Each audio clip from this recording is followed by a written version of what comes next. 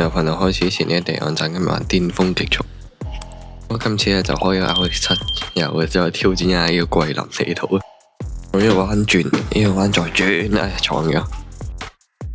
我喺度加速啊！咁佢係直線加速，呢個位加速，再直佢，再飄，都 OK 嘅。本應該喺呢個桂林地圖覺得。呢個位咧直線加速，再轉咗。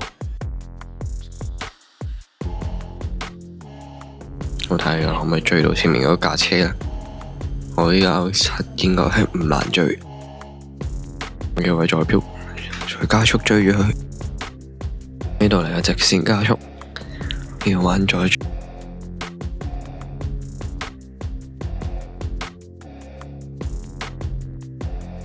好，呢個位啊，繼續嚟個直線加速。